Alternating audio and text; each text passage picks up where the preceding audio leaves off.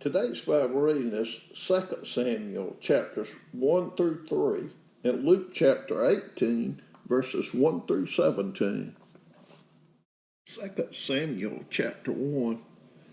Now it came to pass after the death of Saul, when David was returned from the slaughter of the Amalekites, and David had abode 2 days in Ziklag, it came even to pass on the third day that, behold, a man came out of the camp from Saul with his clothes rent and earth upon his head. And so it was, when he came to David, that he fell to the earth and did obeisance. And David said unto him, From whence comest thou? And he said unto him, Out of the camp of Israel am I escaped. And David said unto him, How went the matter? I pray thee, tell me. And he answered that the people have fled from the battle, and many of the people are fallen and dead, and Saul and Jonathan his son are dead also. And David said unto the young man that told him, How knowest thou that Saul and Jonathan his son be dead? And the young man that told him said, As I happened by chance upon Mount Gilboa, behold, Saul leaned upon his spear, and lo, the chariots and horsemen followed hard after him. And when he looked behind him, he saw me and called unto me. And I answered, Here am I. And he said unto me, Who art thou? And I answered him, I am an Amalekite. He said unto me again, Stand, I pray thee, upon me, and slay me, for anguish is come upon me, because my life is yet whole in me. So I stood upon him and slew him, because I was sure that he could not live after that he was fallen. And I took the crown that was upon his head, and the bracelet that was on his arm, and have brought them hither to my Lord. Then David took hold on his clothes, and rent them, and likewise all the men that were with him. And they mourned and wept and fasted until even, for Saul and for Jonathan his son, and for the people of the Lord, and for the house of Israel, because they were fallen by the sword. And David said unto the young man that told him, Whence art thou? And he answered, I am the son of a stranger, an Amalekite. And David said unto him, How wast thou not afraid to stretch forth thine hand to destroy the Lord's anointed? And David called one of the young men and said, Go near and fall upon him. And he smote him that he died. And David said unto him, Thy blood be upon thy head, for thy mouth hath testified against thee, saying, I have slain the Lord's anointed. And David lamented with this lamentation over Saul and over Jonathan his son.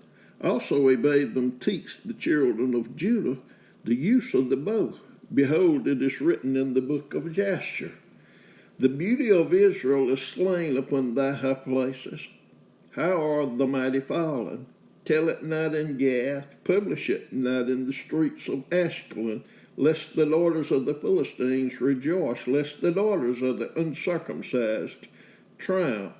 Ye mountains of Gilboa, let there be no dew, neither let there be rain upon you, nor fields of offerings, for there the shield of the mighty is vilely cast away, the shield of Saul, as though he had not been anointed with oil. From the blood of the slain, from the fat of the mighty, bow of Jonathan turned not back, and the sword of Saul returned not empty. Saul and Jonathan were lovely and pleasant in their lives, and in their death they were not divided. They were swifter than eagles, they were stronger than lions. Ye daughters of Israel, weep over Saul, who clothed you in scarlet with other delights, who put on ornaments of gold upon your apparel. How are the mighty fallen in the midst of the battle? O Jonathan, thou wast slain in thine high places. I am distressed for thee, my brother Jonathan. Very pleasant hast thou been unto me. Thy love to me was wonderful, passing the love of women. How are the mighty fallen, and the weapons of war perished? 2 Samuel chapter 2. And it came to pass after this, that David inquired of the Lord, saying, Shall I go up into any of the cities of Judah? And the Lord said unto him, Go up. And David said, Whither shall I go? And he said, Unto Hebron. So David went up thither, and his 2 wives also, Ahinoam the Jezreelitess, and Abigail, Nabal's wife, the Carmelite, and his men that were with him did David bring up, every man with his household, and they dwelt in the cities of Hebron. And the men of Judah came, and there they anointed David king over the house of Judah. And they told David, saying that the men of Jabesh Gilead were they that buried Saul. And David sent messengers unto the men of Jabesh Gilead, and said unto them, Blessed be ye of the Lord, that ye have showed this kindness unto your Lord, even unto Saul, and have buried him. And now the Lord show kindness and truth unto you. And I also will requite you this kindness, because ye have done this thing. Now therefore let your hands be strengthened, and be ye valiant, for your master Saul is dead, and also the house of Judah have anointed me king over them. But Abner the son of Ner, captain of Saul's host, took Ishbosheth the son of Saul, and brought him over to Mahanaim, and made him king over Gilead, and over the Asherites, and over Jezreel, and over Ephraim, and over Benjamin, and over all Israel. Ishbosheth, Saul's son, was 40 years old when he began to reign over Israel, and reigned 2 years. But the house of Judah followed David.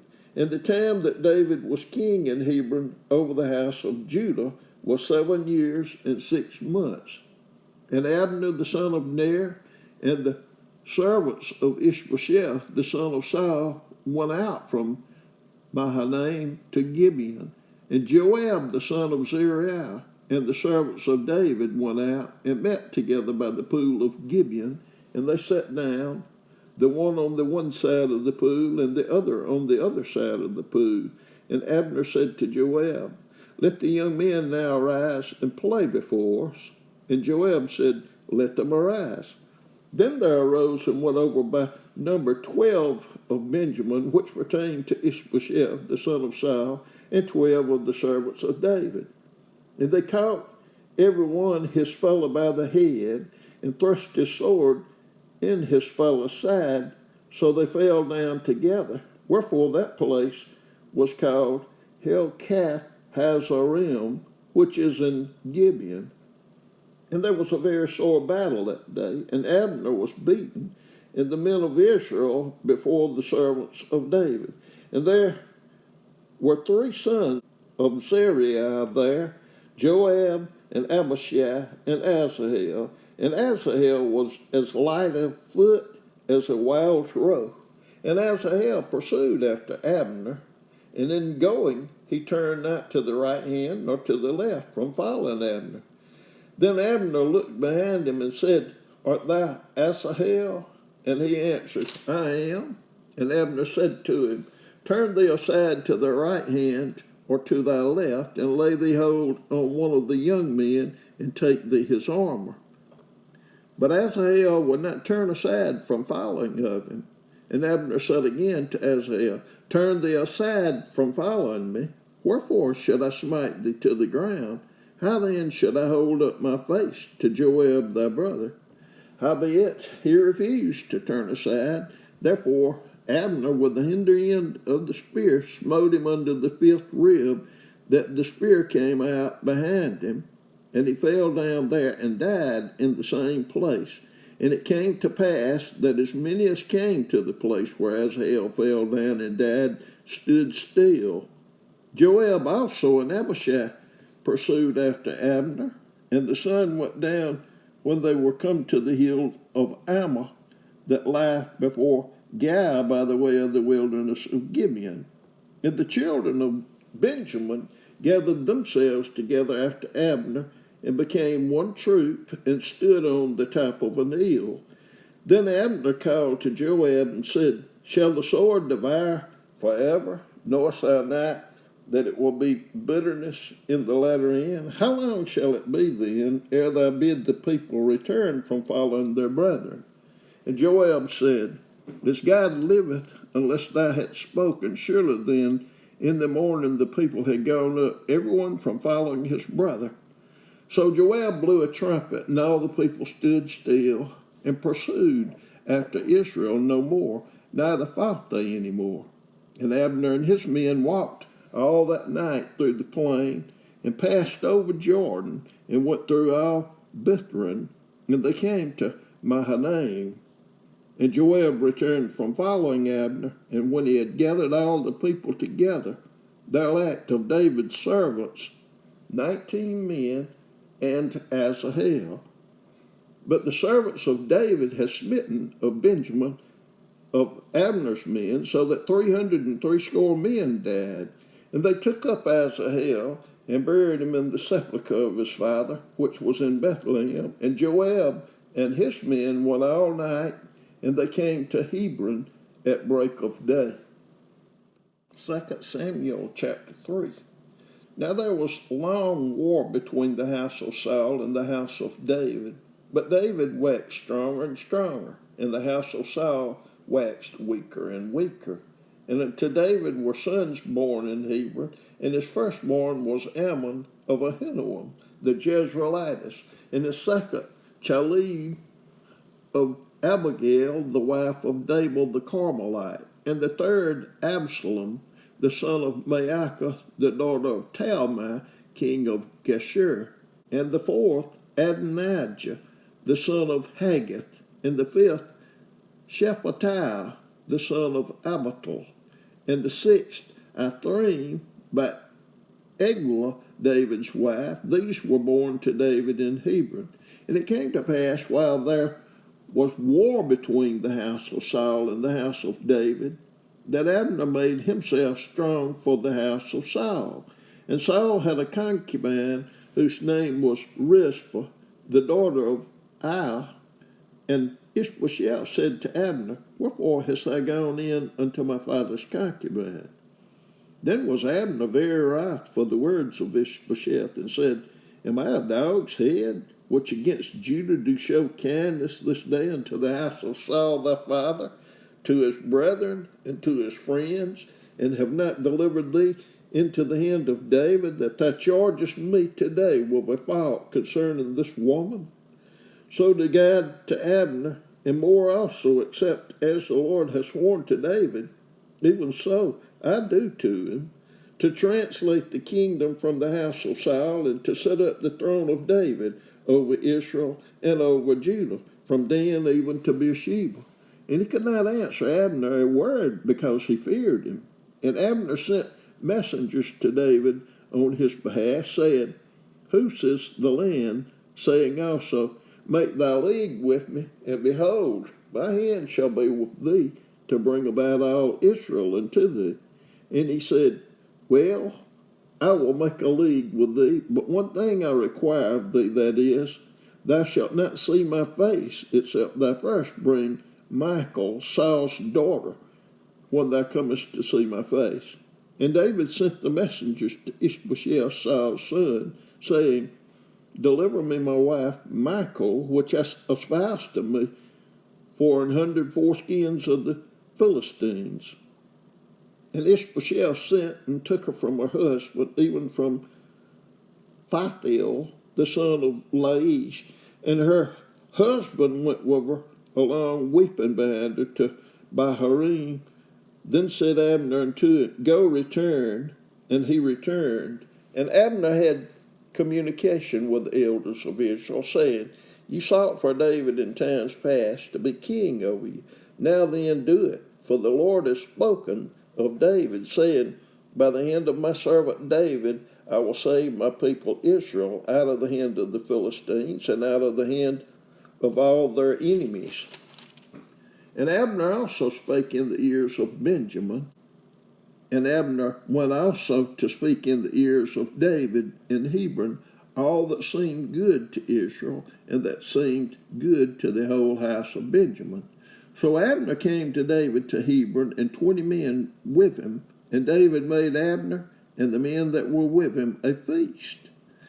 And Abner said unto David, I will arise and go, and will gather all Israel unto my lord the king, that they may make a league with thee, and that thou mayest reign over all that thine heart desireth.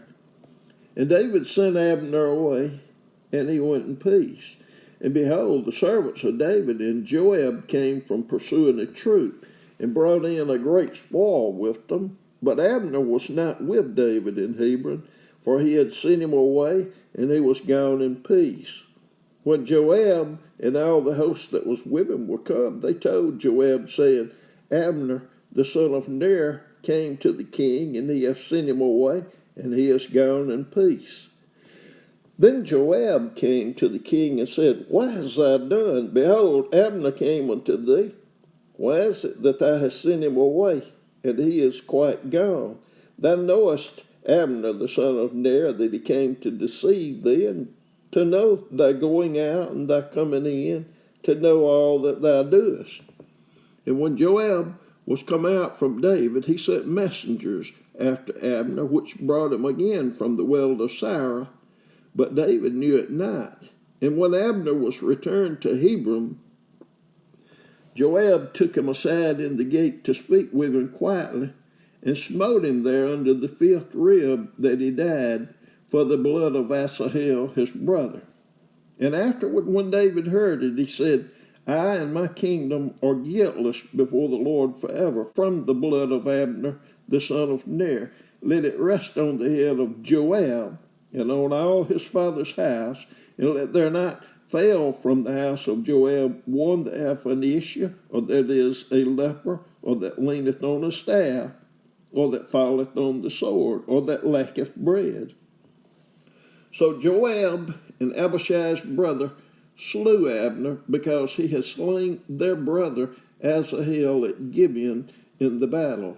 And David said to Joab and to all the people that were with him, Rend your clothes, and gird you with sackcloth, and mourn before Abner. And King David himself followed the bier. And they buried Abner in Hebron, and the king lifted up his voice, and wept at the grave of Abner, and all the people wept. And the king lamented over Abner, and said, Died Abner as a fool dieth. Thy hands were not bound, nor thy feet put in fetters. As a man falleth before wicked men, so fellest thou. And all the people wept again over him.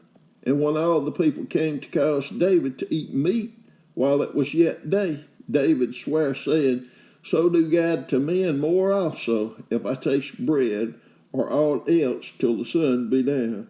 And all the people took notice of it, and it pleased them, as whatsoever the king did pleased all the people. For all the people and all Israel understood that day that it was not of the king to slay Abner the son of Ner. And the king said unto his servants, Know ye not that there is a prince and a great man fallen this day in Israel? And I am this day weak, though anointed king, and these men, the sons of Zeruiah, be too hard for me. The Lord shall reward the doer of evil according to his wickedness. Luke chapter 18, verses 1 through 17. And he spake a parable unto them to this end, that men ought always to pray and not to faint, saying, There was in a city a judge which feared not God, neither regarded man. And there was a widow in that city, and she came unto him, saying, Avenge me of mine adversary. And it would not for a while, but afterward he said within himself, Though I fear not God, nor regard man, yet because this widow troubleth me, I will avenge her, lest by her continual coming she weary me. And the Lord said, Hear what the unjust judge saith, and shall not God avenge his own elect, which cry day and night unto him, though he bear along with them? I tell you that he will avenge them speedily. Nevertheless, when the Son of Man cometh, shall he find faith on the earth? And he spake this parable unto certain which trusted in themselves that they were righteous, and despised others. 2 men went up into the temple to pray, the one a Pharisee, and the other a publican. The Pharisee stood and prayed thus with himself, God, I thank thee that I am not as other men are, extortioners, unjust, adulterers, or even as this publican. I fast twice in the week. I give tithes of all that I possess. And the publican, standing afar off, would not lift up so much as his eyes unto heaven, but smote upon his breast, saying, God be merciful to me, a sinner. I tell you, this man went down to his house justified rather than the other. For everyone that exalteth himself shall be abased, and he that humbleth himself shall be exalted. And they brought unto him also infants, that he would touch them. But when his disciples saw it, they rebuked them. But Jesus called them unto him and said, Suffer little children to come unto me, and forbid them not, for of such is the kingdom of God. Verily I say unto you, whosoever shall not receive the kingdom of God as a little child shall in no wise enter therein.